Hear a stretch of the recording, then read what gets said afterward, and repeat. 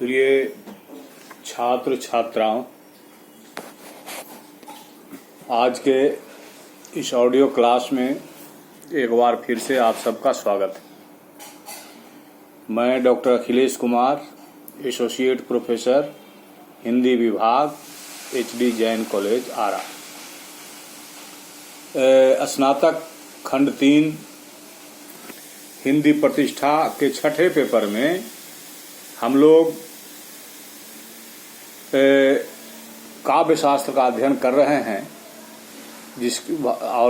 जिसके अंतर्गत काव्य के प्रकार पर चर्चा चल रही है और इसके कुछ वर्ग हो चुके हैं। हम लोगों ने भारतीय आचार्यों की दृष्टि में जो काव्य के प्रमुख भेद हैं, जिसके बारे में पूर्व में चर्चा की जा चुकी है, बताया था प्रबंध काव्य, मुक्तक काव्य, कथा, आख्यायिका और रूपक। हम लोग प्रबंध काव्य के अंतर्गत महाकाव्य तथा खंड काव्य की चर्चा, उसकी समग्रता एवं लघुता के आधार पर कर चुके हैं। पिछले क्लास में हमने मुक्तक काव्य की चर्चा की थी और चर्चा करते हुए यह बताया था कि मुक्तक काव्य किस तरह से प्रबंध काव्य से भिन्न है। मुक्तक काव्य का हर दोहा, हर पद अपने आप में पूर्ण होता है, स्वतंत्र होता है, न उसका संबंध पूर्व के दोहे से होता है और न बाद के दोहे से होता है या पद से होता है। लेकिन मुक्तक अपने आप में संपूर्ण होता है और मुक्तक में कल्पना की समाहार शक्ति और भाषा की समास शक्ति की परख होती है। अब आज के क्लास में हम लोग चर्चा करेंगे कथा और आख्यायिका की, गद्य काव्य के अंतर्गत कथा और आख्यायिका की। और इस चर्चा में इस बात का ध्यान रहे कि जो हम चर्चा कर रहे हैं वह भारतीय आचार्यों, संस्कृत शास्त्र के, संस्कृत साहित्य के भारतीय आचार्यों द्वारा निर्दिष्ट काव्य के प्रकार का वर्णन कर रहे हैं, जिसमें उन्होंने गद्य काव्य के अंतर्गत कथा और आख्यायिका को रखा है। हम यह भी बखूबी जानते हैं कि हिंदी साहित्य के आधुनिक काल में हिंदी गद्य का प्रचुर मात्रा में विस्तार हुआ और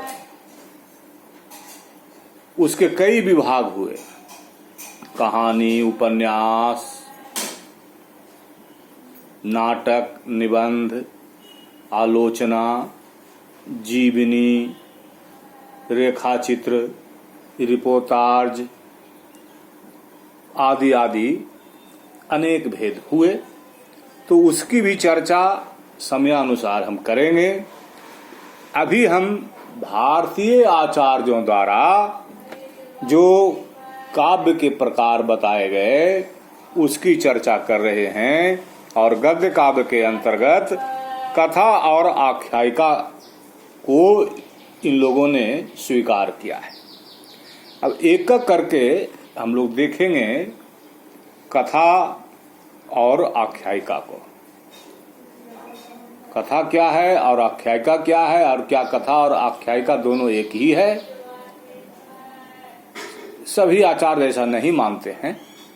कुछ आचार्य कथा और आख्यायिका में भेदक तत्वों का खंडन भी करते हैं। तो पहले कथा देखा जाए।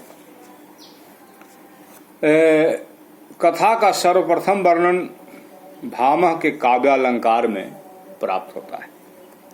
भामह जो अलंकारवादी आचार्य रहे और जिनका स्थान भरत के बाद है, तो भामह के अनुसार कथा की रचना संस्कृत, प्राकृत या अपभ्रंश किसी में भी हो सकती है। अर्थात भाषा का कोई बंधन जो है वह नहीं है। कथा में वक्त्र अपवक्त्र छंद नहीं रहते, न इसका विभाजन उच्छ्वास के रूप में होता है। प्रथम उच्छ्वास, द्वितीय उच्छ्वास, इस तरह से जो विभाजन होता है वह विभाजन कथा में नहीं होता है। भामह मानते हैं कि इसमें नायक स्वयं अपना चरित्र नहीं कहता, अपितु अन्य व्यक्तियों द्वारा उसका कथन किया जाता है। और ऐसी बहुत सी कथाएं जो है उपनिषदों में और अन्य जगहों पर वेदों में उपलब्ध है। तो इसमें भामह के अनुसार इसमें नायक अपना वर्णन खुद नहीं करता। और आगे जाकर के हम लोग हिंदी आधुनिक काल में जब आते हैं तो जिस चीज का खुद वर्णन व्यक्ति करता है उसको हम लोग आत्मकथा की श्रेणी में रखते हैं। तो यहाँ कहा जा रहा है कि इसमें नायक अपने चरित्र का स्वयं वर्णन नहीं करता, अपितु अन्य व्यक्तियों के द्वारा उसका कथन किया जाता है। ये भामह का दृष्टिकोण हुआ। विश्वनाथ का मत है कि इसमें कहीं कहीं छंद भी होता है। आर्जा छंद की चर्चा की है और कहीं कहीं वक्त्र तथा अपवक्त्र छंद भी होते हैं। इसमें गद्य के माध्यम से सरस विषय वस्तु को सामने रखा जाता है। विश्वनाथ के अनुसार इसमें इसके प्रारंभ में पद्यमय नमस्कार तथा खलों के चरित्र का भी वर्णन होता है। उदाहरण के स्वरूप उन्होंने कादंबरी को उदाहरण के रूप में प्रस्तुत किया है। भारतीय आचार्य दंडी इन दोनों के मतों से भिन्न मत रखते हुए कथा और आख्यायिका के भेदक तत्वों को अस्वीकार करते हैं। अर्थात उनके अनुसार कथा और आख्यायिका में कोई भेद नहीं है, दोनों एक ही है। तो भारतीय आचार्यों के मत हैं संक्षेप में कथा के संबंध में। अब जरा आख्यायिका को देखा जाए तो भामह ने आख्यायिका का लक्षण भी प्रस्तुत किया है, जिसमें उन्होंने कहा कि गद्यबद्ध रचना को आख्यायिका कहते हैं, जिसके शब्द, अर्थ तथा समास क्लिष्ट नहीं होने चाहिए और जो कर्ण प्रिय हो, सुनने में अच्छा लगे। कथा में इन्होंने कहा कि उच्छ्वास के रूप में इसका विभाजन नहीं होता है, लेकिन आख्यायिका में कहते हैं कि इसका विभाजन उच्छ्वासों में किया जाए तथा इसका जो विषय हो वह उदात्त हो। भामह यह भी कहते हैं, यही सब अंतर है, भामह यह भी कहते हैं कि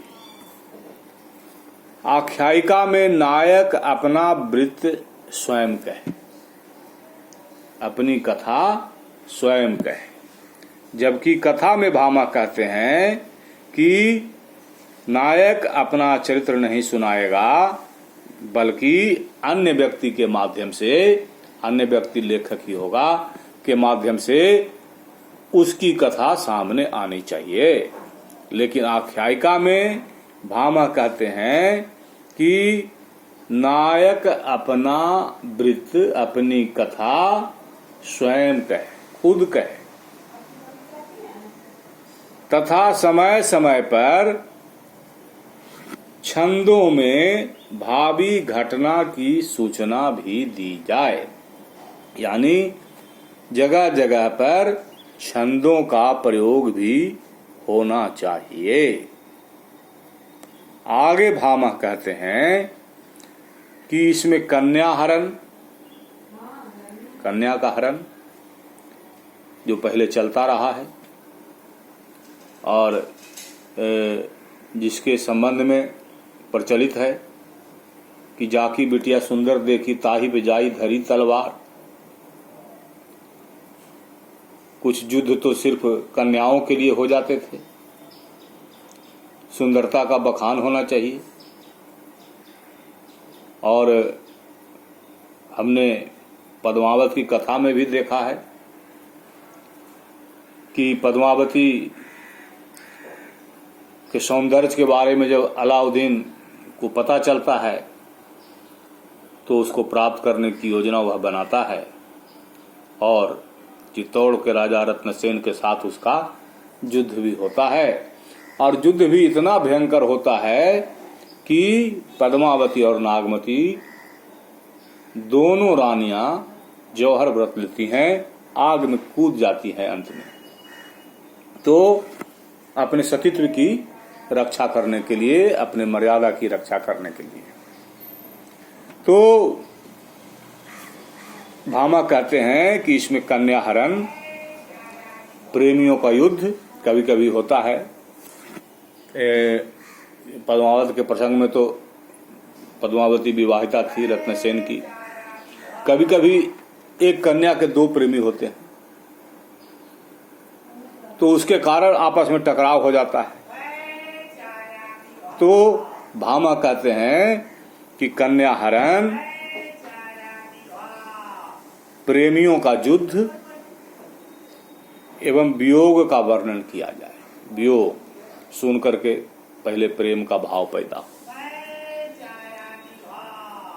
और उसके लिए बेचैनी हो, और ये सब कथाएं खूब रही हैं। तो कन्या हरण, प्रेमियों का युद्ध एवं वियोग का वर्णन किया जाए, तथा वे यह भी कहते हैं कि कवि के अभिप्राय विशिष्ट कथनों की ओर तथा कवि या रचनाकार यत्र तत्र ऐसे शब्दों का भी प्रयोग करें जिससे उनके व्यक्तित्व का पता चले। भामा ने उदाहरण के रूप में हर्ष चरित्र को उदाहरित किया है। तो यह भामा का दृष्टिकोण हुआ। अब हम रुद्रट के नजरिए को देखते हैं। रुद्रट कुछ नवीन तथ्यों का समावेश आख्यायिका के विवेचन में करते हैं।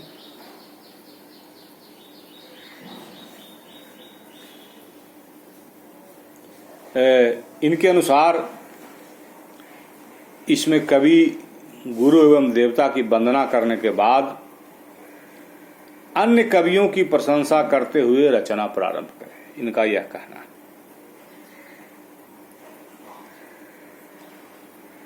कि गुरु एवं देवता की वंदना, जो कि प्रबंध काव्य में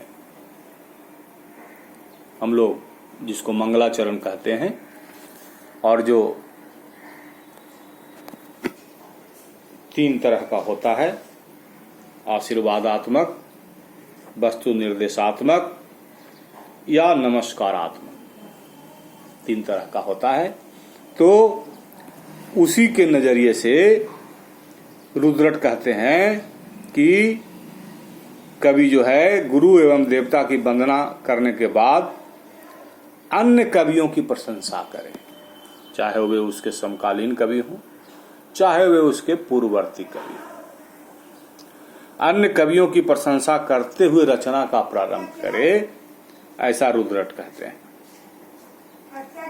उसके बाद कहते हैं कि वह राजभक्ति तथा दूसरों के गुण की प्रशंसा करे और उस प्रशंसा का कारण भी बताए।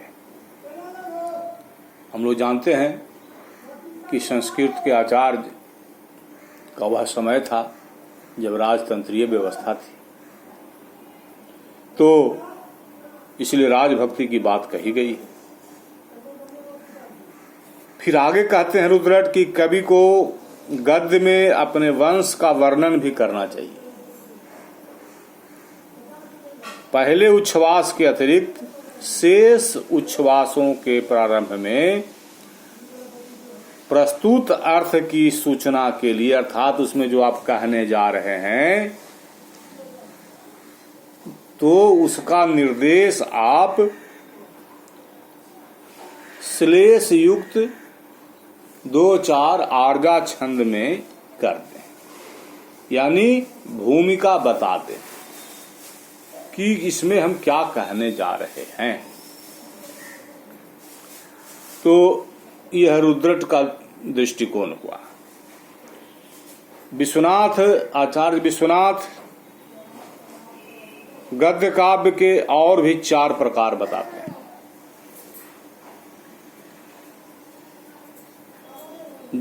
जिसमें मुक्तक, वृत्तगंधी, उत्कलिका प्राय तथा चूर्णक की चर्चा करते हैं।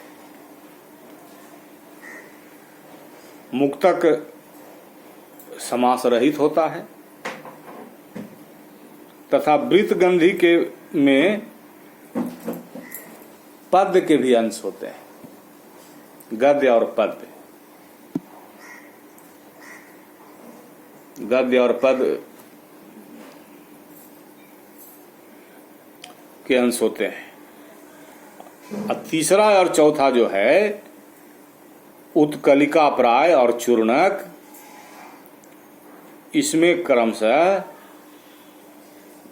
दीर्घ समास और अल्प समास का प्रयोग होता है, ऐसा ये कहते हैं। तो कथा और आख्यायिका दोनों के संबंध में आचार्यों के दृष्टिकोणों को सुनने के पश्चात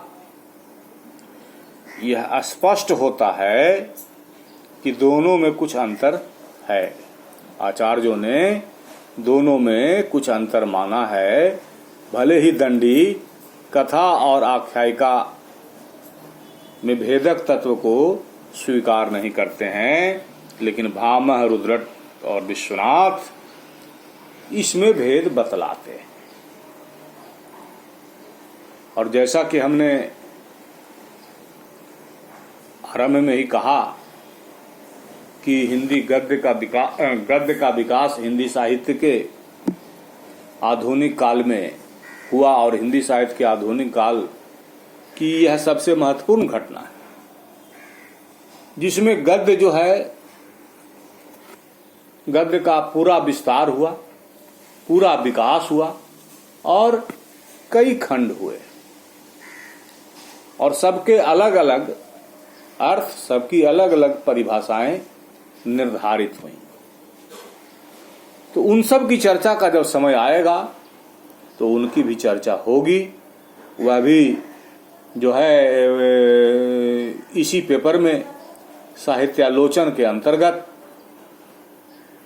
हमारे छात्र छात्राओं को अध्ययन करना है।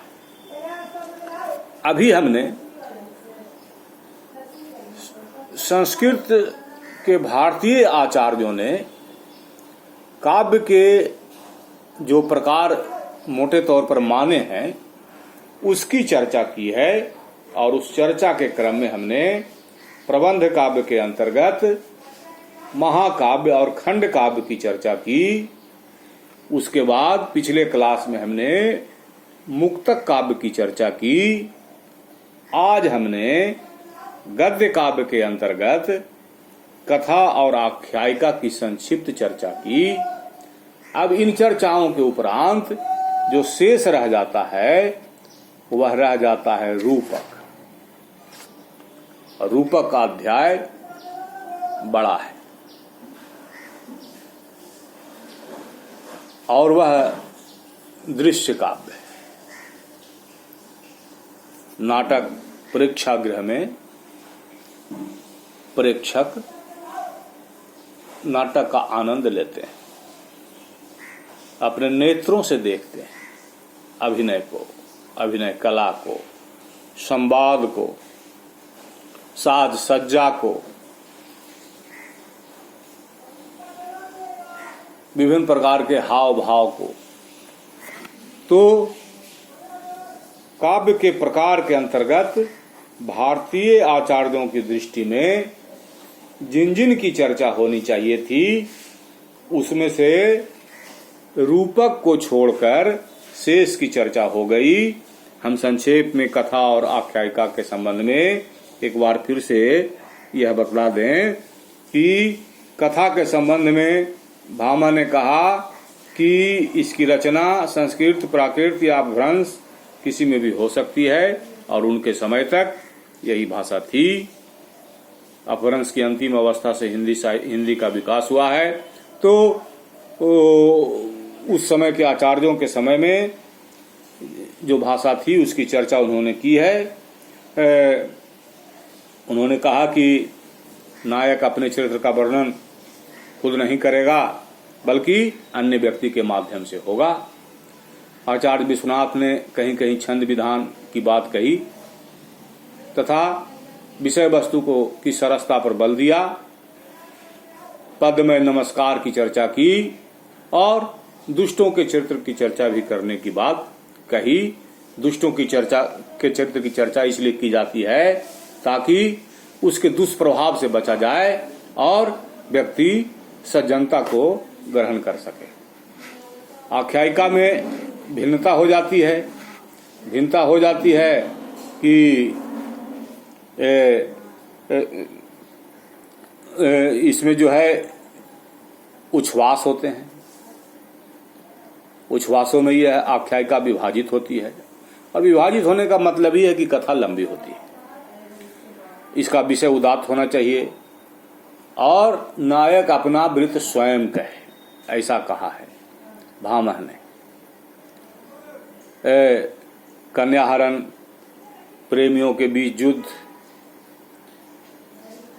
नायिका के प्रति वियोग की भावना आदि आदि का वर्णन कथा प्रसंग में रोचकता और सरसता के लिए होना आवश्यक बताया गया है और हर्ष चरित्र को इसके उदाहरण के रूप में प्रस्तुत किया गया है। रुद्रट तो गुरु एवं देवता की वंदना करने भी कहते हैं। समकालीन कवियों और पूर्व के कवियों की प्रशंसा भी करने कहते हैं और यह भी कहते हैं कि आप क्यों प्रशंसा कर रहे हैं, अर्थात उनमें गुण रहा है, वे यशस्वी रहे हैं। यशस्वी कवियों की प्रशंसा करने की बात कही गई है। विश्वनाथ और भी 4 भेद करते हैं। तो इस तरह से, और वह भेद जो है मुक्तक, वृत्तगंधी, उत्कलिका प्राय तथा चूर्णक है। तो इस तरह से जो है आचार्यों के मतों को देखने से तो यह स्पष्ट हो जाता है कि कथा और आख्यायिका में भेद है। कथा संभवतः संक्षिप्त होगी, आख्यायिका में विस्तार होगा, क्योंकि इसमें उच्छ्वास की चर्चा की गई है। प्रथम उच्छ्वास, द्वितीय उच्छ्वास, और जैसे ही खंड होंगे तो इसका मतलब है कि कथा में विस्तार है। एक में नायक जो है अपनी कथा खुद नहीं कहेगा और दूसरे में नायक को ही कहना है अपनी कथा। तो ये सब कतिपय बातें हैं जो हमने अपने छात्र छात्राओं के सम्मुख रखी और ये सब बातें भारतीय आचार्यों के द्वारा कही गई हैं। आगे चल करके समय बहुत बदला है, हमने चर्चा की, और जो बदलाव हुआ है, जो गद्य में बदलाव हुआ है, उसकी चर्चा साहित्यालोचन के अंतर्गत हम अवश्य ही करेंगे जब उस विषय पर हम आएंगे। तो रूपक की ही चर्चा रह जाती है। तो रूपक का भाग बड़ा है, इसलिए आज के क्लास को यहीं रोकना होगा। और हम समझते हैं कि आज के क्लास में कथा और आख्यायिका को जिस रूप में स्पष्ट किया गया, भारतीय आचार्यों के दृष्टिकोण को रखा गया, वह हमारे छात्र छात्राओं को के लिए बोधगम्य रहा होगा।